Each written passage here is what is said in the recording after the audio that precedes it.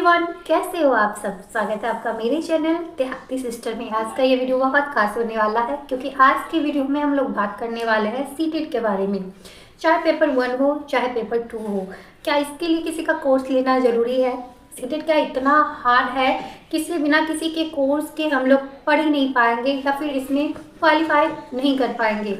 तो मेरा माने तो ऐसा कुछ भी नहीं होता है। सीटेट मेरा पेपर 1 भी क्वालिफाई था क्योंकि मैंने 1 to 5 का भी एग्ज़ाम दिया था और उसमें मेरा 108 मार्क्स था। बहुत अच्छा मार्क्स था। बहुत भी अच्छा नहीं बोल सकते क्योंकि जब मैं सीटेट दी थी तो मेरा बेबी बस 1-2 महीने का था और मैंने तभी पढ़ा था, तो बहुत सारा मुश्किल मेरे साथ आया था, लेकिन आराम से वो मैं क्वालिफाई कर पाई थी। उसके बाद पेपर 2 की बात करें तो उसमें मेरा क्वालिफाइंग मार्क्स है, ज़्यादा तो नहीं मैं बोलूँगी क्योंकि तभी दोनों पेपर का मैं तैयारी कर रही थी, तो उसमें थोड़ा सा मुझे पेपर 1 पे ज़्यादा मैंने ध्यान दिया क्योंकि बीएड को उससे निकाल दिया गया है।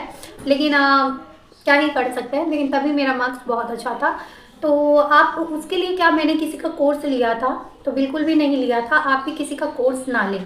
मैंने कैसे पढ़ा था, तो मैं बस ऐसे ही प्रैक्टिस सेट लगाती थी और सेल्फ स्टडी जिसको बोलते हैं ना, सेल्फ स्टडी, वो आपको करना पड़ेगा।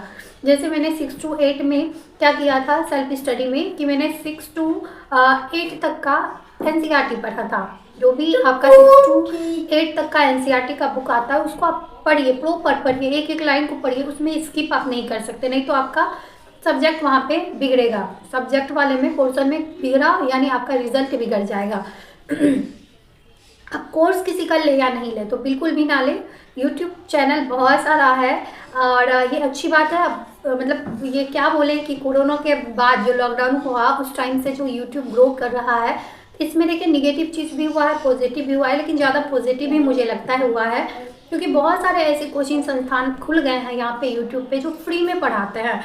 जैसे कि आप ले लें तो हिमांशी मैम का, सबसे पहले मैं अगर सीडीपी किसी का देखती हूँ तो हिमांशी मैम का ही देखती हूँ, दूसरे का मैंने नहीं देखा था। उसके बाद फिर आप सचिन सर का भी देखें सीडीपी, क्योंकि उनका भी बहुत अच्छा पकड़ होता है। वो ट्रिक के माध्यम से ज़्यादा बताना पसंद करते हैं और मुझे अच्छा भी लगता है उनका।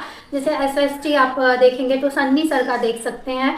तो ऐसे बहुत सारे यूट्यूब चैनल है जहाँ से आपको समझ आता है। सबसे बड़ी बात है कि आप किस चैनल से किससे आप समझ पाते हैं। मैं एक बात आपको शेयर जरूर करना चाहूँगी कि देखिए नॉलेज सब किसी के पास होता है, मेरे भी पास है, आपके भी पास है और जितने भी लोग पढ़ रहे हैं सबके पास होता है, लेकिन समझाने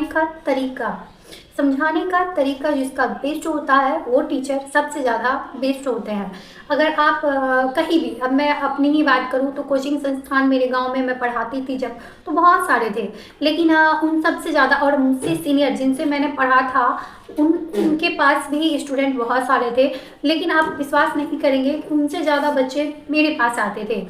भले मैं छोटे बच्चों को पढ़ाना ज़्यादा पसंद करती थी, 8 क्लास तक को मैं ज़्यादा देखती थी, तो 8 क्लास तक का जो भी बच्चा होता था वो ज़्यादा मेरे पास आता था। ऐसा नहीं है कि उनसे ज़्यादा मुझे नॉलेज था, बिल्कुल नहीं।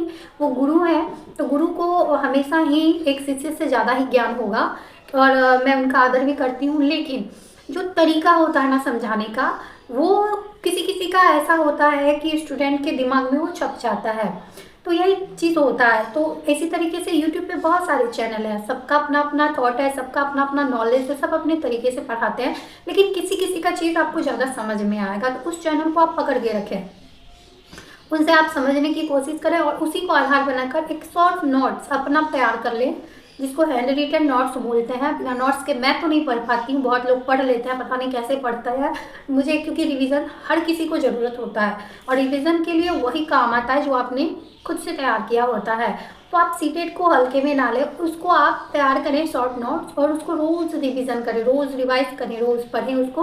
उसके बाद क्या करें, प्रैक्टिस से बहुत सारा लगाएं, जैसे एक छोड़ के 2-3 आप लगाए रोज़।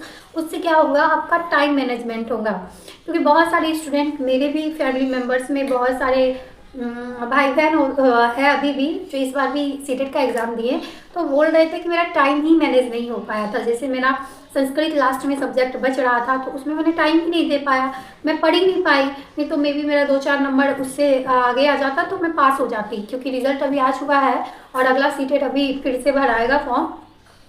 तो आप अभी से लग जाएं, ये वेट ना करें कि सीटेट का फॉर्म निकलेगा फिर हम लोग भरेंगे, तो आराम से आपका क्वालिफाई हो जाएगा। लेकिन टाइम मैनेजमेंट के लिए आपको प्रैक्टिस सेट लगाना ही पड़ेगा। एक छोड़ के 2-3 आपको जितना लगा सकते हैं आप लगाए और उसको प्रॉपर लगाए।